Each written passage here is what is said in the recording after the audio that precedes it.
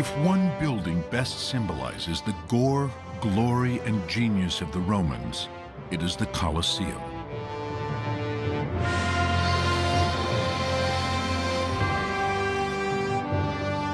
It is a spectacle of design and engineering, the biggest building they ever constructed. It spans nearly 2,000 feet around, soars over 160 feet high, and soon after it opened in the year 80, it was decorated in gleaming bronze shields and 16-foot statues of gods and heroes. To this day, the Colosseum stands as a powerful landmark on the skyline of Rome. When the Colosseum was built, it had an enormous effect because of its size, status, and presence in Rome.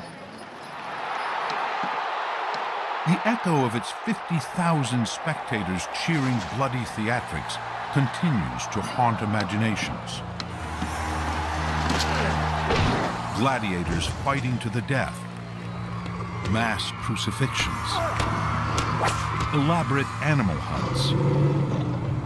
Over 4 centuries, the Colosseum was witness to an estimated 1 million human deaths. And with up to 11,000 animals killed in a season, some species, like the Balkan lion and a North African elephant, were driven to extinction. Yet the Colosseum was much more than a spectacular slaughterhouse. It was a carefully engineered entertainment complex designed to reinforce Roman world order. Watching fighting on a regular basis for entertainment gave the Romans a sense of who they were and infused them with a kind of military ethos that was instrumental in creating and maintaining the empire. Ancient Roman authors, such as Martial in his Book of Spectacles, describe how that world order played out on the arena stage. They cast the emperor as master illusionist. On his command, a menagerie of ostriches, crocodiles, rhinos, bears, and tigers magically appear to be dispatched by hunters.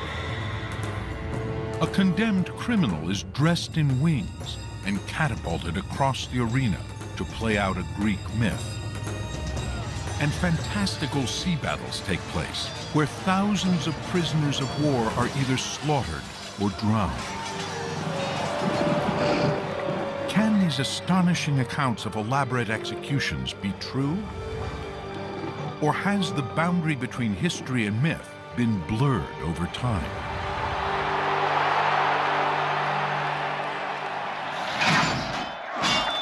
Most recently, the Colosseum was brought back to life in the film Gladiator, where tigers spring from out of nowhere to maul Russell Crowe. But that's Hollywood effects. The Romans were doing it for real. Parts of the movie Gladiator are based on events portrayed in ancient texts and mosaics. They depict gladiators locked in combat and wild beasts mauling people. But none of these accounts describe how the Romans made these animals magically appear. Some scholars suspect the secret may be hidden in the Colosseum's basement.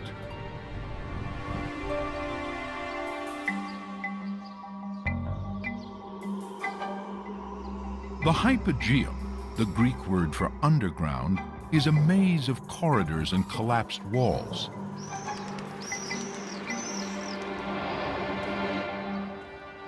Architect Heinz Beste thinks that here, hidden from the spectators above, is where the Romans engineered their murderous magic. We have to imagine this being covered by the wooden arena floor above. It was dark down here, lit only by torches and small lamps. Today, the arena floor has been partially rebuilt for tourists. The original was made of wood and covered in sand to absorb blood. The floor and all its wooden supports are long gone.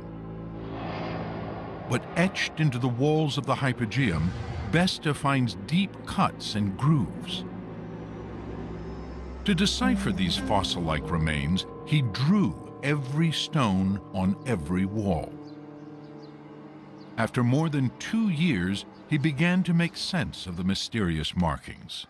Und anhand dieser Zeichnung war es dann eben möglich, Through these drawings, it was possible to connect these clues Puzzle eine and turn the whole puzzle into a system that can be explained. Here, he finds impressions made by wooden beams. And evenly spaced along the floor are a series of round holes in concrete. Wir haben hier einen weiteren Teil. Here's another piece of the puzzle. Wir haben hier einen This is a base for a capstan. A capstan is a large round pole that could be turned by workers to lift something. Interesting. Wir sehen hier oben, sehen wir eben Up here, we see an indentation for a ramp. Another mark reveals where a ramp might have led to the arena. In Besta's mind, the pieces come together. Support framing from the floor of the hypogeum to the floor of the arena.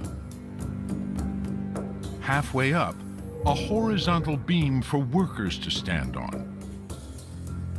A capstan with poles for workers to turn.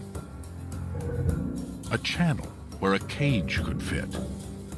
And finally, a trap door that could lower to become a ramp leading to the arena floor.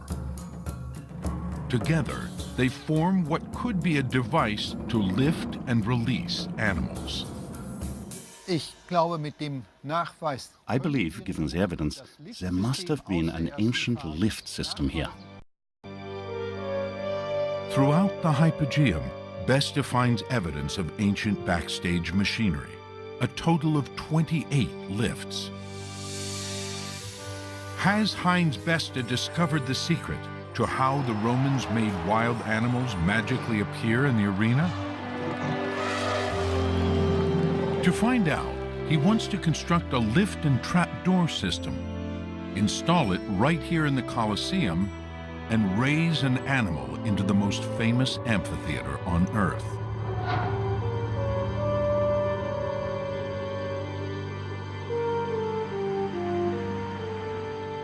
But why did the Romans build the Colosseum to stage these bloody spectacles?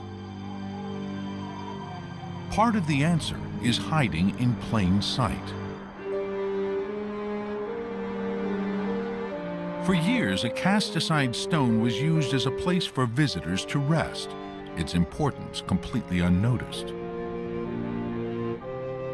In the 1800s, an inscription was discovered on its surface. It ended up here in the Colosseum Museum, where it became, once again, largely unnoticed. But hidden beneath these 5th century letters may be another, much earlier inscription. Rosella Rea is director of the Colosseum and one of the leading experts on the building. Mixed within the engraved letters, she sees a series of strange holes. You can see with the naked eye that the holes are arranged in a regular pattern. By studying their layout, it was found that the holes form a series of letters. The holes are where bronze letters had once been fastened to the stone. This was the hole for the first letter, the letter I for imperator. Or emperor. Connecting all the dots reveals the original inscription. The Emperor Vespasian ordered this new amphitheater to be constructed from the booty. Vespasian Flavius becomes emperor in the year 69. The following year, he orders construction of the Colosseum to begin. The stone is the plaque from its dedication, and the letters spell out how the Colosseum was paid for. With booty. But booty from where? Vespasian's son left a clue on the nearby arch of Titus. On it, Catherine Welch finds depictions of Romans sacking the temple in Jerusalem. One of the panels depicts the menorah, the Torah, and the sacred table carried by elite young Roman men. This is quintessential war booty, the things that meant the most to the people from whom they were seized. Following his son's conquest of Judea in the year 70, Vespasian is rich with gold and slaves. He can build anything he wants. So why the Colosseum? Vespasian needs a building that makes a bold statement that he, Vespasian Flavius, is nothing like the emperor before him, the infamous Nero. Emperor Nero's rule is marked by extravagance and much of Rome burning. He confiscates land and builds a pleasure palace with gardens and a man-made lake. Nero is driven from the throne, commits suicide, and Rome is engulfed in civil war. After a ghastly year of civil war and the suicide of Nero, Vespasian did everything in his living power to ingratiate himself with the Senate and consolidate his personal power. After fighting his way to the throne, Vespasian casts himself as the anti-Nero. He buries Nero's palace, fills in his lake, and on top builds the opposite of a pleasure garden, a public building for blood sports. In building the largest and most expensive building in Rome, a building for popular entertainment, it celebrated military power and put it into a frightening, exciting, chastening context. The Colosseum is the perfect symbol for how Vespasian and Rome came to power. And to enhance the blood sports, Vespasian builds in some deadly surprises, releasing wild animals into the arena. But reconstructing the lift that could have done this is an audacious plan. If Heinz Beste is to succeed, he'll need to find an ally on the inside. Umberto Barafaldi is an engineer, inventor, and GoPro enthusiast. He too is captivated by how the Romans released wild animals into the arena. Umberto also happens to be director of health and safety for the Colosseum. Beste shares his drawings with Umberto. The drawing is beautiful, but how are we going to make it work? Beste's drawings provide a skeleton of the system, but it's not clear how the lift actually works. Umberto brings in structural engineer Giovanni Squilaciotti and material engineer Flavia Campanelli. We have to create a system of pulleys and counterweights that works perfectly and synchronizes. Giovanni translates Beste's two-dimensional drawing into a three-dimensional computer model. L'abbiamo definito in ogni sua parte, in ogni suo meccanismo secondo le indicazioni di Flavia. The trap door is one of the big challenges. Close. On one hand, it has to open to release the animal into the arena. When it's open, l'animale qui salta fuori e va dentro l'arena. But when it's closed, it has to support the weight of gladiators, charioteers, and heavy animals trampling on it above. Giovanni puts the pieces together and connects them in his computer model with pulleys, ropes, and hinges. Perfetto. Then, based on Giovanni's 3D wizardry, Heinz and Umberto build a scale model. E qui non possiamo in questo senso fare un tipo di carrucola? Una manovella. Sì. At the heart of the system is the capstan, a large central pole. As this is turned, it wraps a rope around it. The animal is placed in this cage. It's connected to the capstan through a series of pulleys, so as the capstan is turned, the cage rises.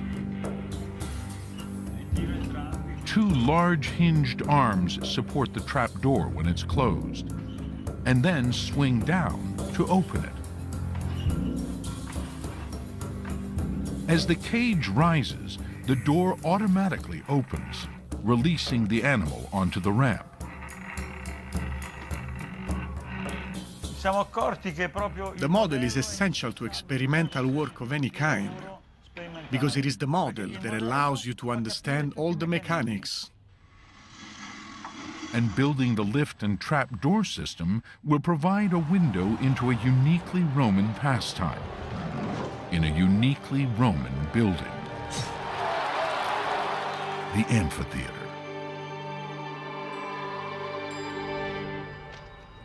Mark Wilson Jones is an architect with an expertise in Greek and Roman buildings. He's here in Arles in southern France at an amphitheater constructed about 20 years after the Colosseum. In general, the Romans took their building forms from the Greeks. But this is not the case for the amphitheater.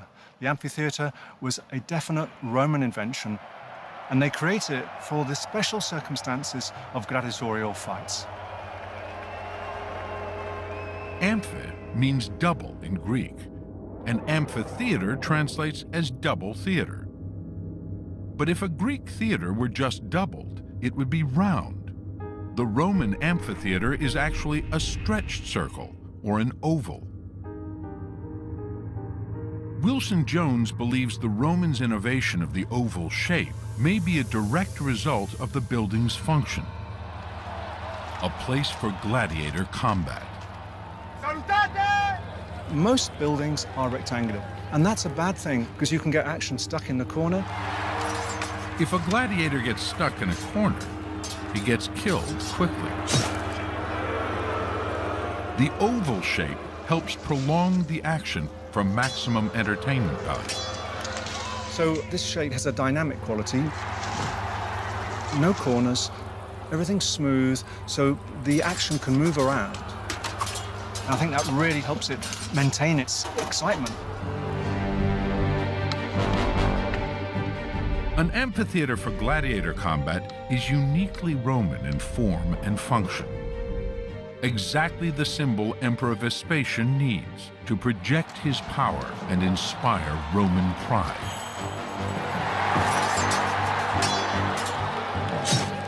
There's this strong connection between the unique shape of the amphitheater and gladiatorial performances, the link with the military, the conquest of empire.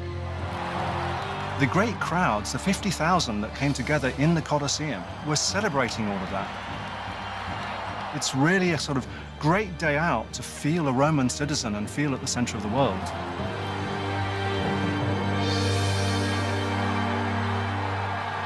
Proprio la giornata adatta, guardate anche che bella giornata che è oggi.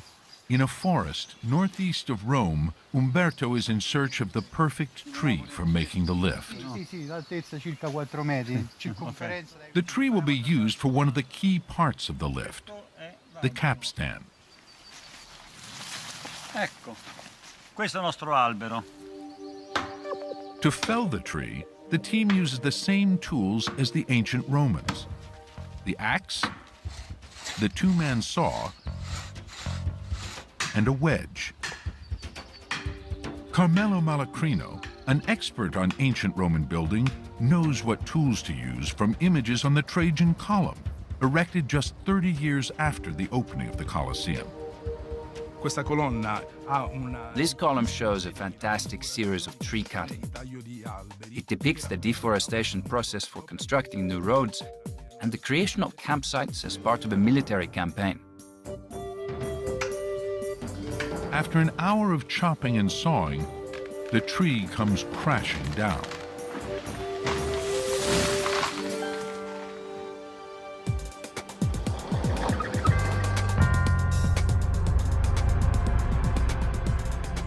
Now, the tree begins its transformation into the capstan. But Umberto leaves a little bark as a reminder of where it came from. The team uses their scale model as a guide for building the lift. The move from the model to the real thing was a little traumatic. Working in a dimension 4 times bigger really amplifies the problems. The cage itself will weigh over 800 pounds. It needs to be strong to keep wild animals inside. We have to pay attention to the sturdiness of the cage, since it's supposed to hold lions and tigers. Seeing the lift at full scale, Umberto starts to have some concerns. The most difficult part will be getting the lift in without touching the Colosseum. Because if we damage the Colosseum, I'll be chased out of the Colosseum.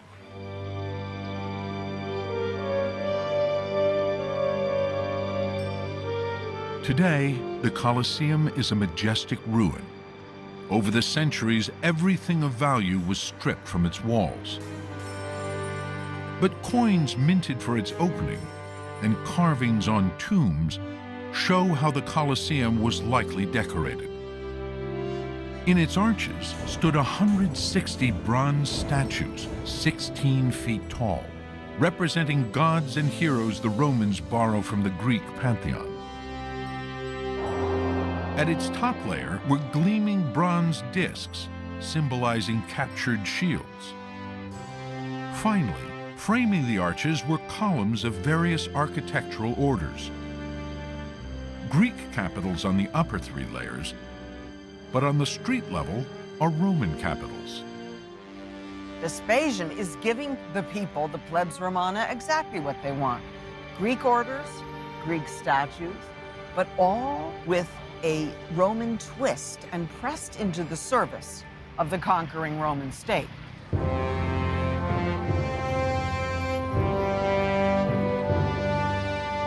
The Colosseum's decorations amplify the message of the building's monumental scale.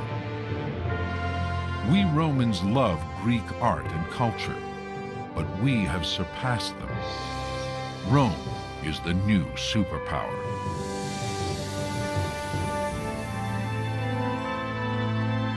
As a final touch, there was a bronze chariot above the entry arch on the north side, where the emperor could make his grand entrance. But Vespasian will never walk beneath it. He dies just months before the Colosseum is completed. He does leave a lasting legacy, though. The largest building in Rome and an imperial dynasty. For the first time in Roman history, an emperor is directly succeeded by his natural son. In the year 80, Titus holds the inaugural games in honor of his father.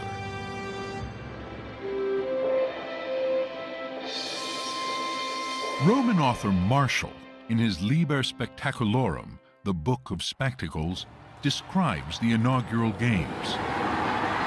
100 days of crucifixions, wild beast shows, gladiator combat, and for the first time, the acting out of Greek myths with elaborate scenery and actual death.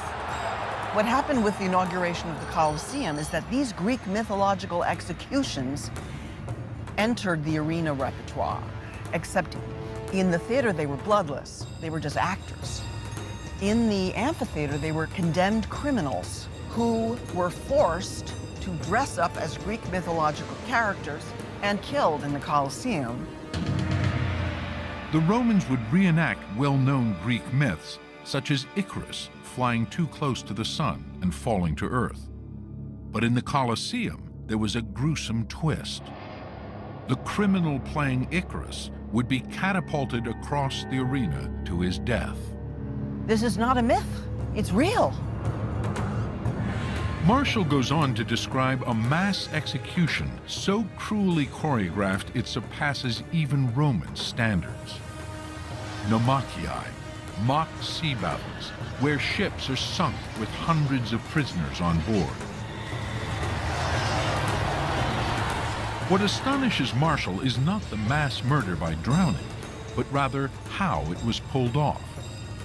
How could the Colosseum be flooded for sea battles in the morning, then drained quickly enough for gladiator combat in the afternoon?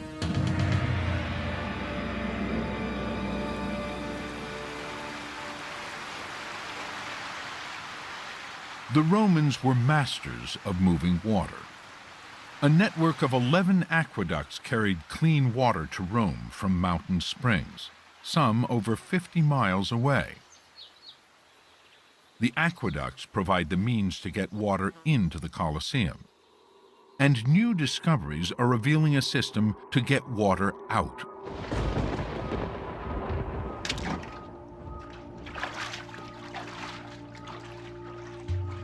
Adriano Morabito, director of subterranean Rome, has spent 10 years mapping the city's underground water system.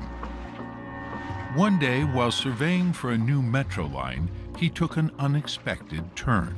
We were mapping all the sewage system, and suddenly we went into an older drainage system and we saw light at the end. To his great surprise, the light at the end of the tunnel was the Colosseum.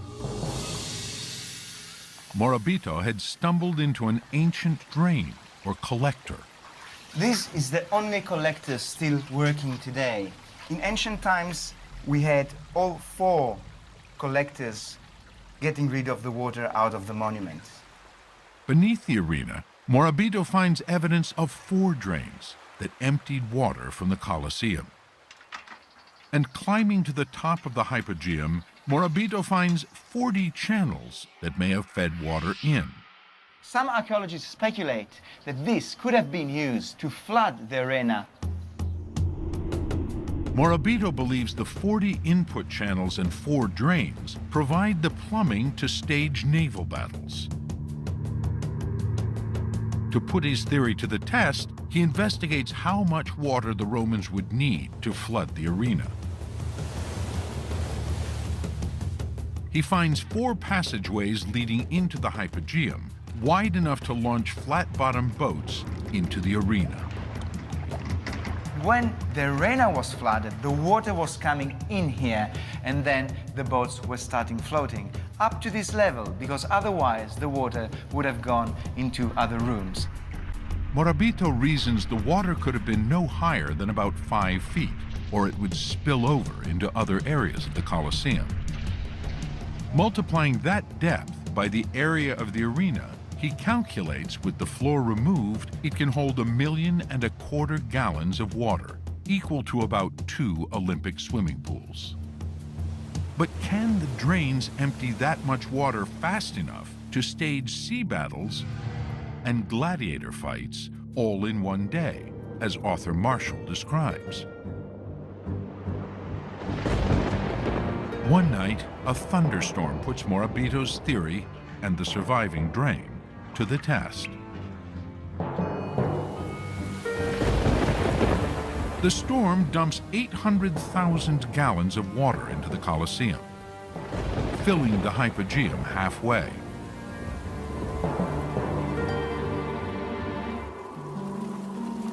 That rainwater, with just one drain, empties in under 2 hours. Morabito calculates that with all 4 drains working, the Colosseum could be emptied in less than an hour. It was therefore technically possible for the emperor's engineers to flood the arena for its opening games.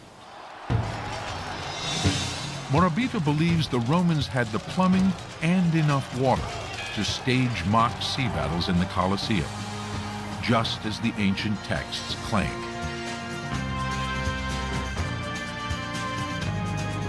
But could they really lift animals into the arena?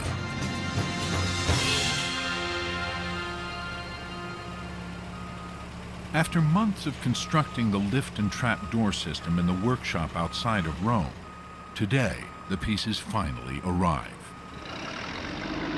The 440-pound trap door, the 2,000-pound frame, and nearly 1,000-pound cage, and the capstan weighing in at 500 pounds. Originally, the pieces were built right into the walls of the hypogeum. But today, those fragile walls are a part of a protected World Heritage Site that can't be altered. So their idea is to pre-assemble the lift outside the Colosseum and then drop it into place as one self-contained unit. Assembling the lift is a tricky process, almost as tricky as the design. It's big and bulky, and then lowering into the Colosseum is the most difficult part. Umberto has hired a 200-foot crane for this delicate operation. Giovanni Cirillo is behind the controls. The only issue today is the wind, and the later it gets in the afternoon, the windier it gets. That might shake the structure and make my job less exact. After hours of assembling, the team is finally ready to raise the lift.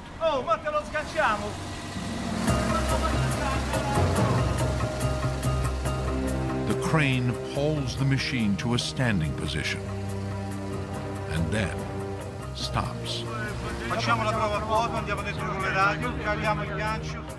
There's a problem. The crane has a built-in scale, and Cirillo discovers the lift is too heavy. The load is 600 kilos overweight. Over this distance, that's a problem.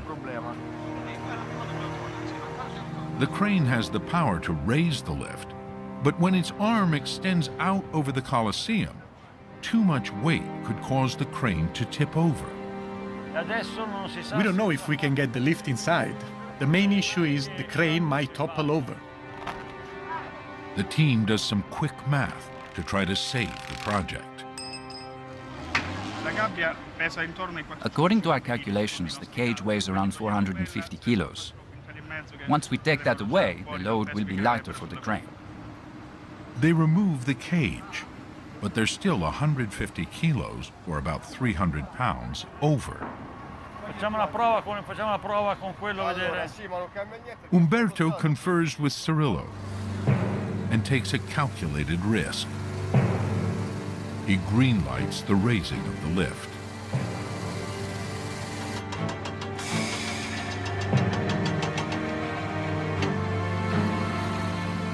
The crane hauls the lift up nearly 200 feet and over the walls of the Colosseum.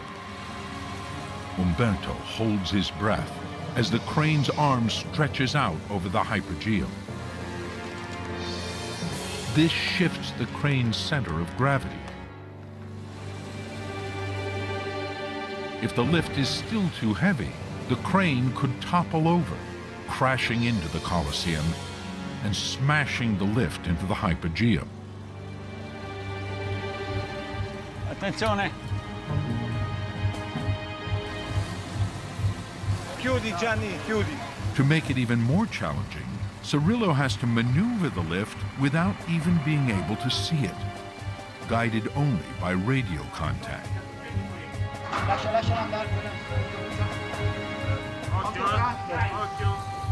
Rosella Rea, director of the Colosseum, and perhaps the person with the most riding on the success or failure of the lift project, arrives at the critical moment as the team steers the lift between the narrow, fragile walls of the hypogeum with almost no wiggle room.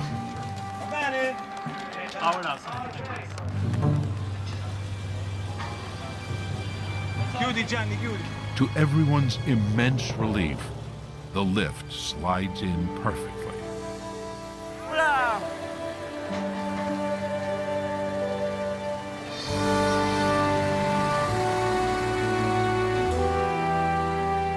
After flying the 3-ton lift into place, the half-ton cage is a breeze.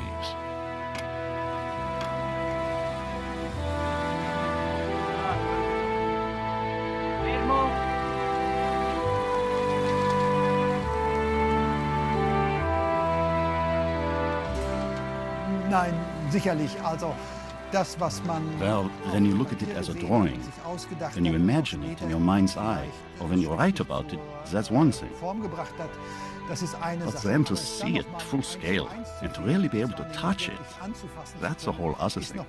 It's really amazing, and for me, it's especially fantastic.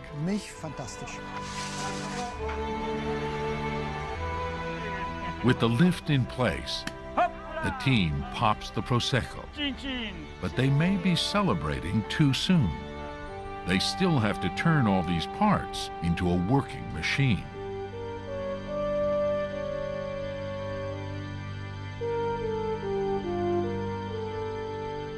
But why did the ancient Romans go to such lengths to make death theatrical?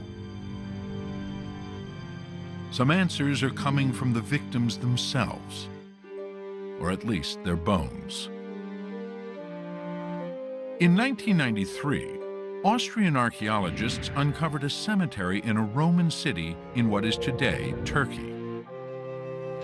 Fabian Kahns of the Medical University of Vienna was brought in to analyze the human remains. It was a mass grave. We found the remains from 68 people, and 66 have been young males, aged between 20 and 30. Unusual injuries offer a clue to who was buried here.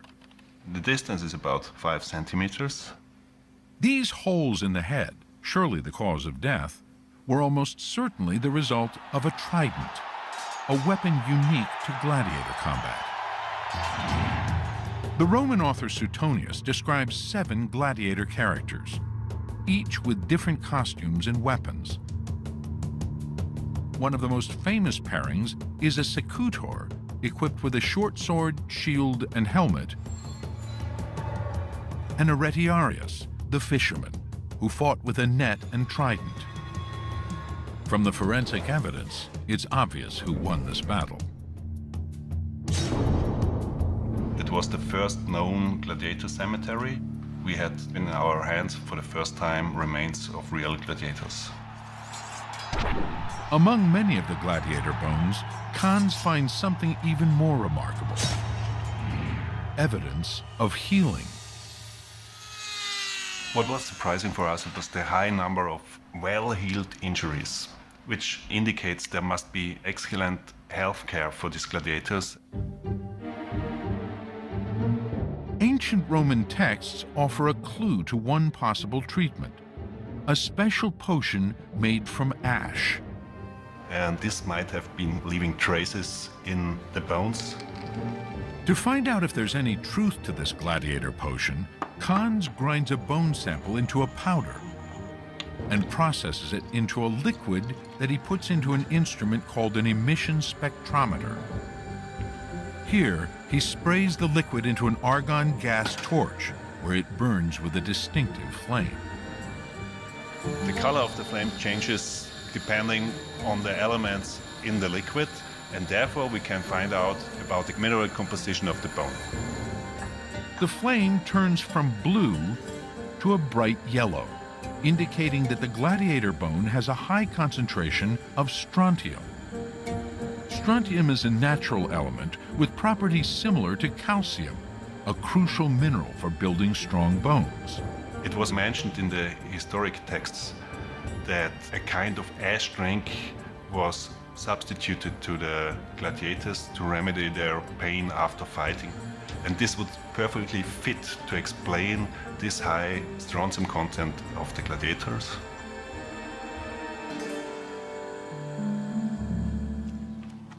Kahns believes gladiators were given the Roman equivalent of calcium supplements to strengthen their bones.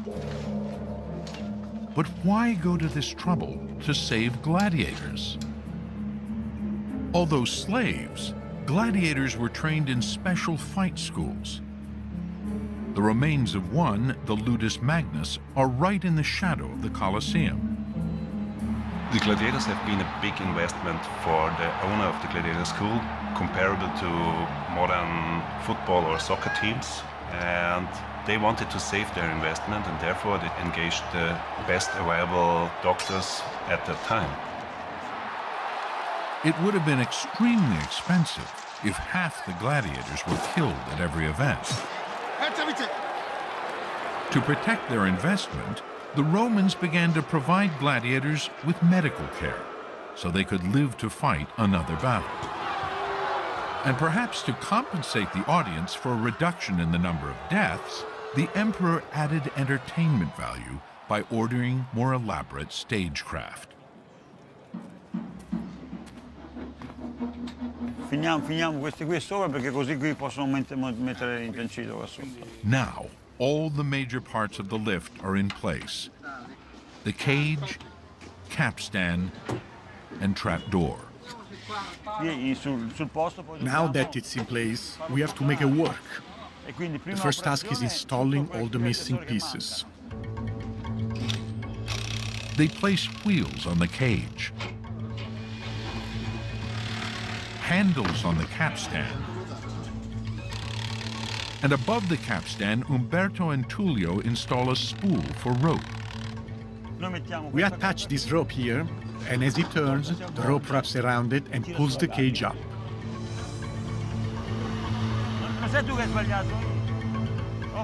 The team connects the capstan to the cage with enough rope to stretch the length of 2 football fields. Their earlier model is starting to feel very small indeed. We only tested the model. That was just 50 kilograms. The real thing is 3,200 kilograms. So that's why things are a bit tense here. With everything strung up, Umberto gives the lift a trial run. He tries to turn the capstan without success. The cage goes nowhere. 3 of us tried to lift it, but it didn't budge. Not a bit. It looked like an elephant, impossible to move. Umberto calls in reinforcements. Even with 6 people, they can't turn the capstan to lift the cage or move the trap door. It's all too heavy.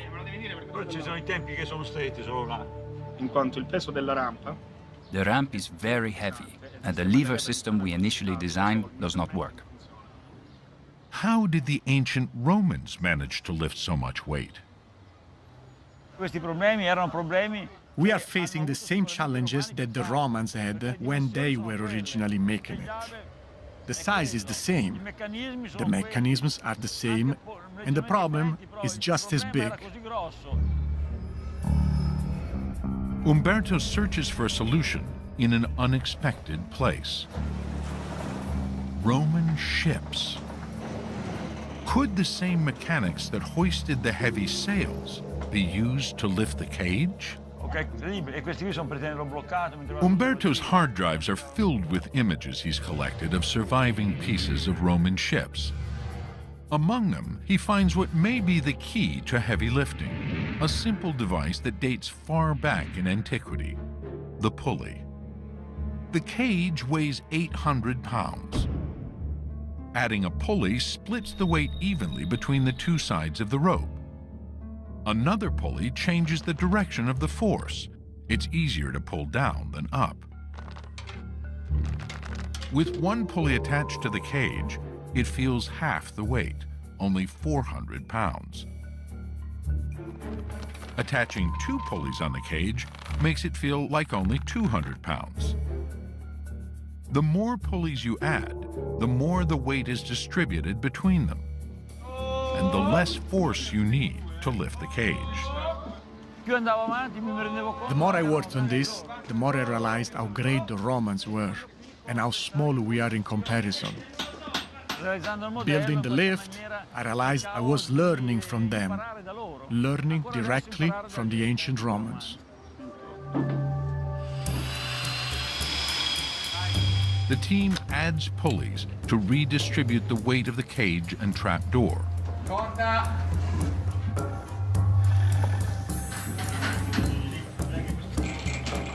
Umberto gathers 8 men.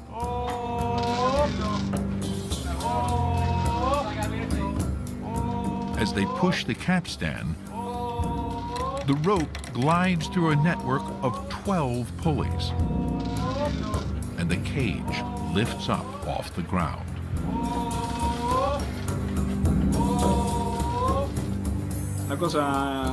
The fascinating part is seeing this mechanism, which at first was essentially a static, seemingly simple structure, turn into something dynamic, a machine, simply by using these ropes, pulleys, and human strength.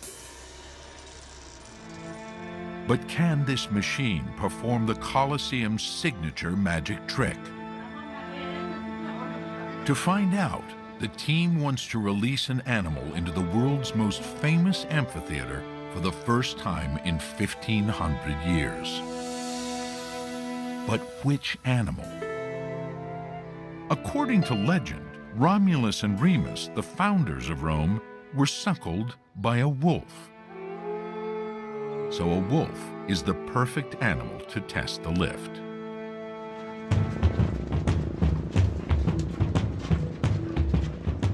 Paolo Caldora rescues wolves taken as pets and then illegally abandoned.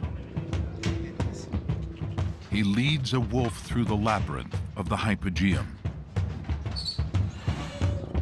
In ancient times, wild beasts would have been carried in already in cages. The cage door is lowered, and the men turn the capstan to raise the wolf.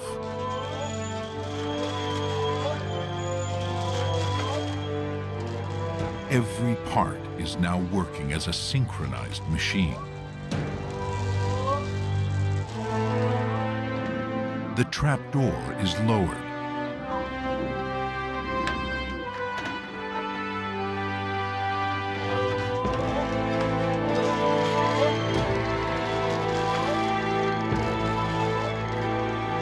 The cage rises into place. Its door opens, and the wolf emerges into the arena.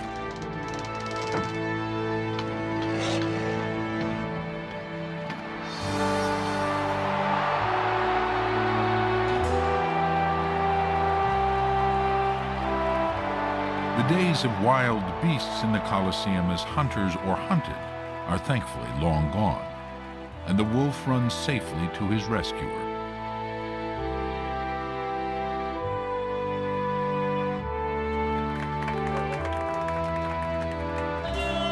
Heinz, Umberto, and their team have not only recreated an ancient Roman lift machine, they have created a time machine. For a brief moment, raising the wolf opens a window onto the spectacles here in the Colosseum 2,000 years ago.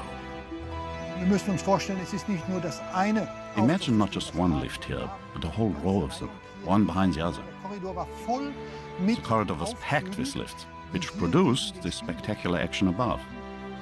Now, with the full-scale lift, we can begin to get a sense of just how magnificent the stagecraft must have been. It's really fantastic.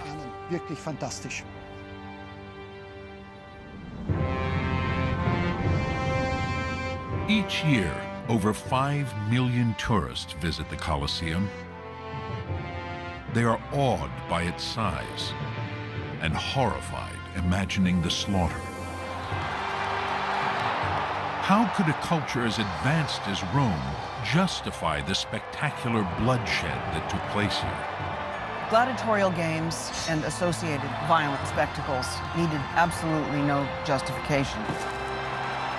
And in the ancient sources, we find just the opposite, that they were believed to stiffen moral fiber. Romans attending the Colosseum were more than spectators. They were participants. These games showcased the power of Rome and reminded citizens that their prosperity was paid for in blood. Inside the Colosseum, you have spectacle, you have energy, you have entertainment. The whole building is used as a vehicle for the demonstration of the power of the Roman world and how it came to benefit the populace. Though Rome falls to the barbarians in 476, the Colosseum, like a victorious gladiator, still stands. Battered and triumphant, it is a lasting reminder of the gore and the glory of Rome.